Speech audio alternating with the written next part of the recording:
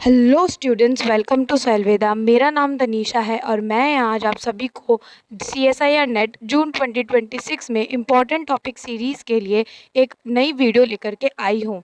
तो चलिए वीडियो को स्टार्ट करते हैं। आज का हमारा टॉपिक है DNA replication in prokaryotes. Prokaryotes के हम मॉडल ऑर्गेनिज्म के तरह ई कोलाई को लेंगे एज अ सोर्स। ओके, सबसे पहले अपन बात करते हैं रेप्लिकॉन कॉन्सेप्ट की।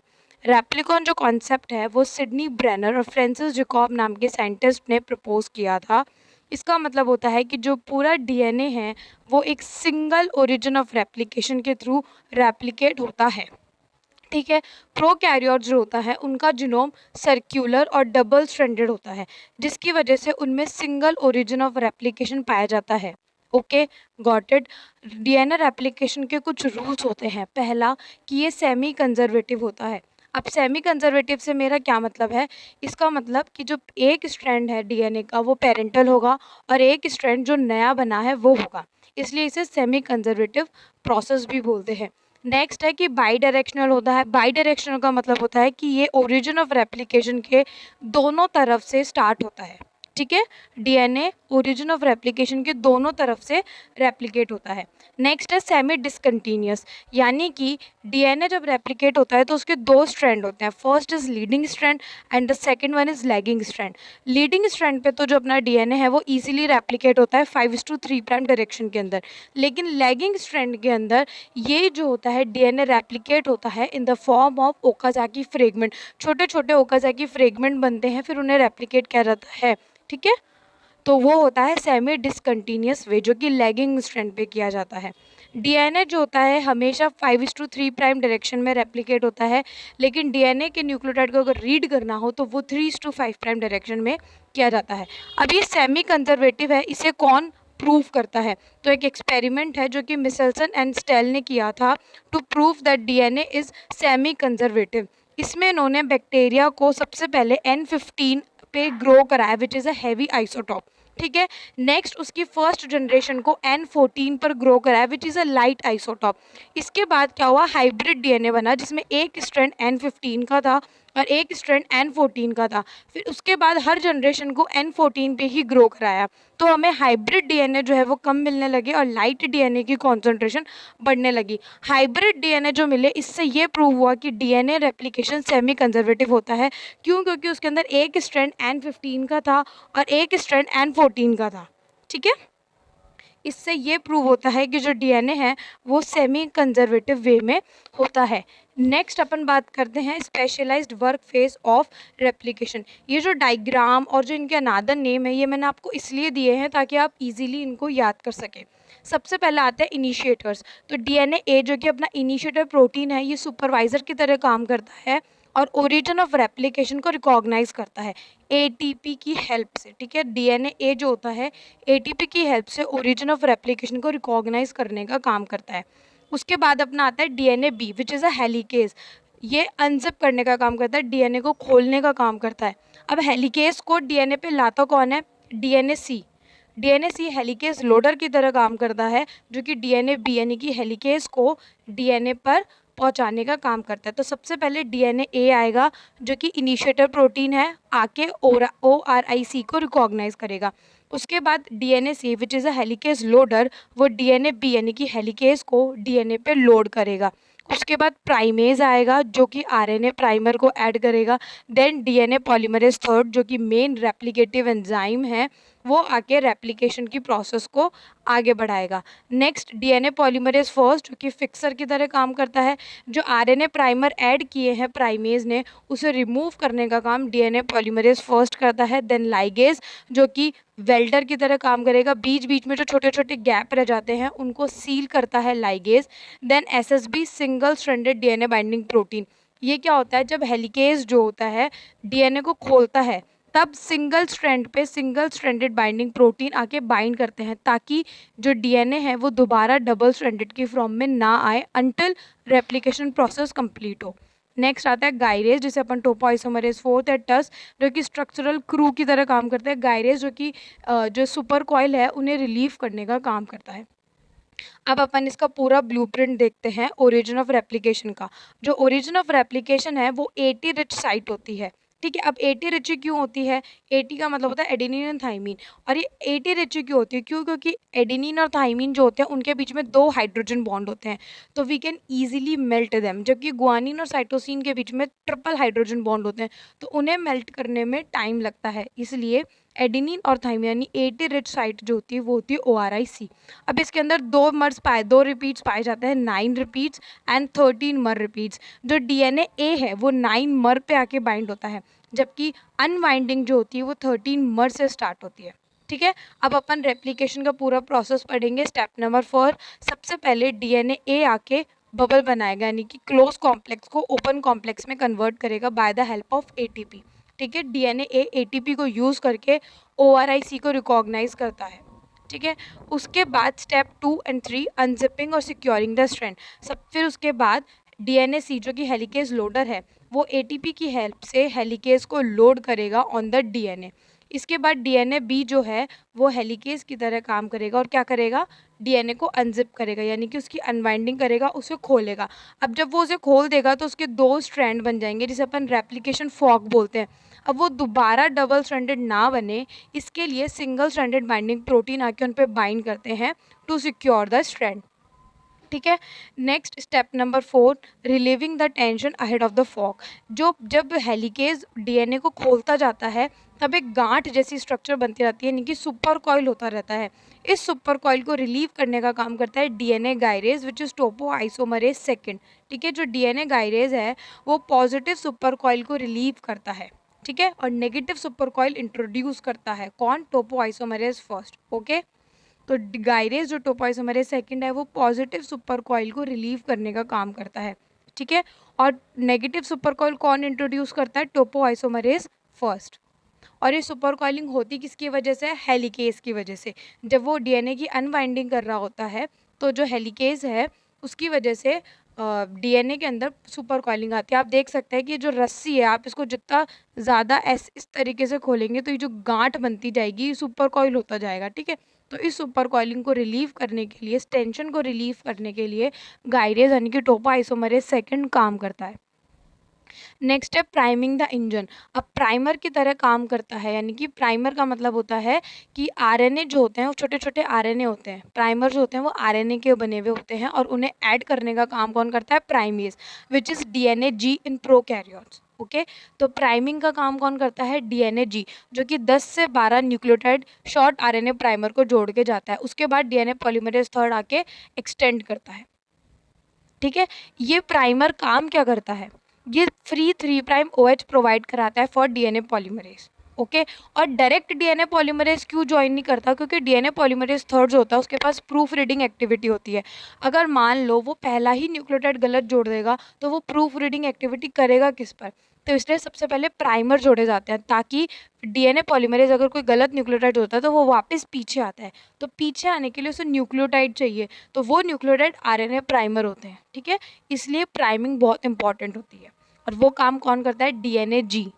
तो हेलिकेज कौन था? DNA B। इनिशिएटर प्रोटीन कौन था? DNA A। और हेलिकेज लोडर कौन था? DNA C। और प्राइमिंग की एक्टिविटी कौन कर रहा है? DNA G।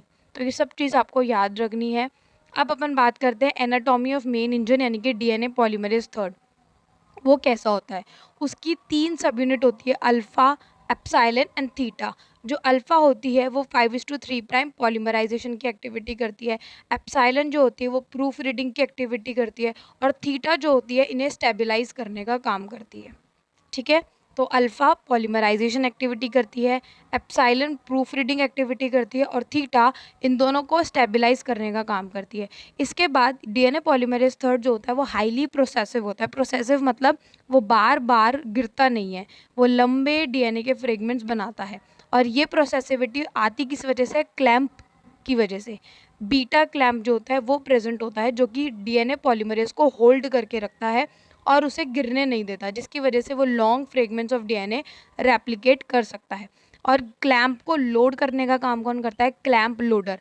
और क्लैंप लोडर भी ATP को यूज़ करके ही क्लैंप को लोड करता है। ठीक है, समझ आ गया? सबसे पहले यहाँ तक मैं आपको दोबारा बता देती हूँ। सबसे पहले डीएनए ए प्रोटीन आता है जिसको अपन इनिशिएटर प्रोटीन बोलते हैं, जो कि आरआईसी को रिकॉग्नाइज करता है। उसके बाद DNA C which is a helicase loader, वो आके हेलिकेज को लोड करता है on to the DNA by the help of ATP. उसके बाद सिंगल स्ट्रैंडेड बाइंडिंग प्रोटीन आके जो सिंगल स्ट्रैंड्स बने हैं उन पे आके बाइंड करेंगे और स्ट्रैंड को सिक्योर करेंगे। उसके बाद प्राइमिंग करने के लिए डीएनए जी आएगा जो कि 10 से 12 न्यूक्लियोटाइड ऐड करेगा ऑफ आरएनए प्राइमर। उसके बाद डीएनए पॉलीमरेज थर्ड आएगा to elongate the strand. DNA polymerase third को प्रोसेसिविटी कौन प्रोवाइड कराता है? Beta clamp. अब बीटा क्लैंप को भी कोई ना कोई तो लेकर आएगा, वो खुद तो आएगा नहीं, तो उसे लाने का काम कौन करता है? क्लैंप लोडर, जो कि एटीपी को यूज़ करता है टू लोड द क्लैंप। अब अपन बात करते हैं डायरेक्शनल। मैंने आपको बताया था दो स्ट्रैंड होते हैं, लीडिंग और लेगिंग स्ट्रैंड। लीडिंग स्ट्रैंड के अंदर कंटिन्यूस सिंथेसिस होता है, moves towards the replication fork, इसे सिंगल आरएनए प्राइमर की ज़रूरत होती है। जबकि जो लेगिंग स्ट्रैंड होता है उसके अंदर डिसकंटिन्यूस वे में होता है और ये रेप्लिकेशन फॉर्क से दूर जाने वाला स्ट्रैंड होता है, इसे मल्टीपल आरएनए प्राइमर चाहिए होते हैं। इसमें ओकाजाकी फ्रेगमेंट बनते हैं which is 1000 to 2000 nucleotide in prokaryotes. ठीक है, प्रोकैरियोट्स के अंदर ओकाजाकी फ्रेगमेंट की साइज कितनी होती है? 1000 to 2000 न्यूक्लियोटाइड। अब कॉन्टेक्स्ट नोट क्या लिखा है कि this occurs because DNA synthesis can only happen in the 5:3 prime direction but the template strands are antiparallel. Template strands antiparallel होते हैं और डीएनए का रेप्लिकेशन सिर्फ 5:3 प्राइम की डायरेक्शन में ही होता है। इस वजह से दो स्ट्रैंड होते हैं, leading strand and lagging strand. Leading strand में कंटिन्यूस सिंथेसिस होता है जबकि लेगिंग स्ट्रैंड में ओकाजाकी फ्रेगमेंट्स बनते हैं। ठीक है, अब life cycle of Okazaki fragment, सबसे पहले आरएनए प्राइमर आएगा, वो स्टार्टिंग ट्रैक बनाएगा। उसके बाद डीएनए पॉलीमरेज थर्ड आके ओकाजाकी फ्रेगमेंट बनाएगा धीरे धीरे। ठीक है, उसके बाद डीएनए पॉलीमरेज फर्स्ट आएगा जो कि आरएनए प्राइमर को रिमूव करेगा एंड देन लाइगेज आके उन्हें निक को सील करेगा। ठीक है, सबसे पहले आरएनए प्राइमेज आएगा जो कि प्राइमर ऐड करेगा, फिर डीएनए पॉलीमरेज थर्ड आएंगे जो कि ओकाजाकी फ्रेगमेंट्स बनाएंगे। उसके बाद डीएनए पॉलीमरेज फर्स्ट आएगा जो कि आरएनए प्राइमर को रिमूव करेगा एंड देन डीएनए लाइगेज आएगा जो कि फाइनली निक को सील करके कंप्लीट स्ट्रैंड बनाएगा। ठीक है, अब अपन बात करते हैं पॉलीमरेज फर्स्ट और पॉलीमरेज थर्ड के अंदर क्या डिफरेंस है। मेन रोल जो होता है उनका क्या है? पॉलीमरेज फर्स्ट रिपेयरिंग में हेल्प करता है और प्राइमर रिमूवल में हेल्प करता है, और पॉलीमरेज थर्ड जो है वो मेन रेप्लिकेशन एंजाइम है। ठीक है, तो पॉलीमरेज फर्स्ट क्या काम करता है? रिपेयर और प्राइमर रिमूवल का, और polymerase third main replication enzyme है। स्पीड की बात करूँ तो पॉलीमरेज फर्स्ट स्लो है जबकि पॉलीमरेज थर्ड फास्ट है। प्रोसेसिविटी की बात करूँ तो पॉलीमरेज फर्स्ट लो प्रोसेसिव है, क्यों? क्योंकि इसके अंदर बीटा क्लैंप नहीं होता, जबकि पॉलीमरेज थर्ड जो होता है वो हाईली प्रोसेसिव है, क्यों? क्योंकि इसके पास बीटा क्लैंप प्रेजेंट होता है। पॉलीमरेज फर्स्ट के पास प्राइमर रिमूवल एबिलिटी होती जो कि पॉलीमरेज थर्ड के पास नहीं होती। प्राइम और इसके पास 5:3 प्राइम एक्सोन्यूक्लियस एक्टिविटी भी होती है जो कि पॉलीमरेज थर्ड के पास नहीं होती। 5:3 प्राइम एक्सोन्यूक्लियस जो एक्टिविटी होती है वो ही आरएनए प्राइमर रिमूवल की एक्टिविटी है। ठीक है, आरएनए प्राइमर रिमूवल एक्टिविटी कौन है? 5:3 prime exonuclease activity. Proof reading कौन सी एक्टिविटी है? 3:5 प्राइम। इन सब की डायरेक्शन जो होती है मैचअप के अंदर पूछी जा सकती है कि पॉलीमराइजेशन कौन सी डायरेक्शन में होता है? 5:3 प्राइम। ठीक है, आरएनए प्राइमर का रिमूवल कौन सी डायरेक्शन में होता है? 5:3 प्राइम एक्सोन्यूक्लियस एक्टिविटी। और प्रूफ रीडिंग कौन सी डायरेक्शन में होती है? 3:5 प्राइम, क्योंकि प्रूफ रीडिंग में डीएनए पॉलीमरेज उल्टा चलता है, तो सीधा चलता है 5:3 प्राइम में, तो उल्टा कब चलेगा? जब 3:5 प्राइम डायरेक्शन में चलेगा, तो इसलिए प्रूफ रीडिंग 3:5 प्राइम डायरेक्शन में होती है। अब उसके बाद लाइगेज जो होता है वो कैसे निक को सील करता है, तो इसके अंदर वो प्रोकैरियोट्स में NAD+ को as a energy source use करता है टू सील द निक। सबसे पहले डीएनए लाइगेज क्या करता है? फाइनल स्ट्रक्चरल स्टेप है ऑन द लेगिंग स्ट्रैंड, ये ओकाजाकी फ्रेगमेंट को ज्वाइन करने का काम करता है by forming permanent phosphodiester bond. इसके अंदर कोलाई के अंदर जो लाइगेज है वो NAD+ को यूज़ करता है एज अ एनर्जी सोर्स, जबकि यूकैरियोट्स के अंदर ये ATP को यूज़ करता है एज अ एनर्जी सोर्स। अब टर्मिनेशन, रेप्लिकेशन तो पूरा हो गया, लाइगेज ने निक को सील कर दिया, अब रेप्लिकेशन को टर्मिनेट कैसे करें? तो जो रेप्लिकेशन है वो नेचुरली एंड हो जाता है एट द टर साइट्स। आपको दिख रहा होगा टर साइट, ORIC से दोनों तरफ रेप्लिकेशन चल रहा है, उसके बाद ये टर साइट पे आके मिलता है जहाँ पे ये रेप्लिकेशन स्टॉप हो जाता है। ये जो टर साइट है वो अपोजिट प्रेजेंट होती है ORIC के। डायग्राम में आप इजीली समझ सकते हैं। मैंने डायग्राम इसलिए ऐड किया ताकि आपको इजीली याद हो सके, क्योंकि थ्योरी के कंपैरिजन में डायग्राम से चीज़ें इजीली रिमेंबर की जा सकती है। ठीक है, तो ORIC के जस्ट अपोजिट प्रेजेंट होती है टर साइट, और जैसे ही दो रेप्लिकेशन की जो दोनों रेप्लिकेशन चल रहा है वो जैसे ही टर साइट पे आके मिलते हैं रेप्लिकेशन स्टॉप हो जाता है।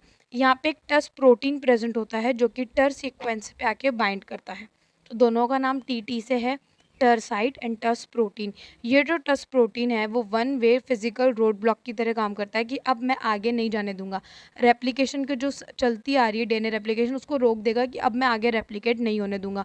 और जैसे ही दो रेप्लिकेशन फॉक आके मिलती है वैसे ही यहाँ पे रेप्लिकेशन स्टॉप हो जाता है। ये होता है डीकैटेनेशन। नेक्स्ट मैं बता रही हूँ डीकैटेनेशन, कि कैसे जब दो रेप्लिकेशन फॉक आपस में मिलती है तो वो ऐसे डीकैटेनेटेड हो जाती है, तो उनको दोबारा, इसको बोलते हैं कैटेनेटेड DNA। कैटेनेटेड DNA को डीकैटेनेटेड करना, यानी कि उनको अलग अलग करने के प्रोसेस को बोलते हैं डीकैटेनेशन। और जिसमें हेल्प कौन करता है? टोपो आइसोमरेज 4th। अब आपने 3 टोपो आइसोमरेज पढ़े। फर्स्ट जो कि नेगेटिव सुपर कॉइल इंट्रोड्यूस कर रहा था, सेकंड जो कि गायरेज था वो पॉजिटिव सुपर कॉइलिंग को रिलीव करने का काम कर रहा था, और आपने पढ़ा एक फोर्थ टोपो आइसोमरेज जो कि डीकैटेनेशन में हेल्प कर रहा है। ओके, इसके बाद दो तरह के और रेप्लिकेशन होते हैं, थीटा रेप्लिकेशन और रोलिंग सर्कल रेप्लिकेशन। जो थीटा रेप्लिकेशन है वो इंटरमीडिएट शेप बनाता है जो कि बैक्टीरियल क्रोमोसोम में पाया जाता है ड्यूरिंग बैक्टीरियल रेप्लिकेशन। एक होता है रोलिंग सर्कल जो कि कुछ प्लाज्मिड और बैक्टीरियोफाज यूज़ करते हैं। इसके अंदर एक एंडोन्यूक्लियस आके निक लगाता है, उसके बाद रैपिड कंटिन्यूस प्रोडक्शन होता है multiple copies in a long chain. आप देख सकते हैं इजीली डायग्राम में।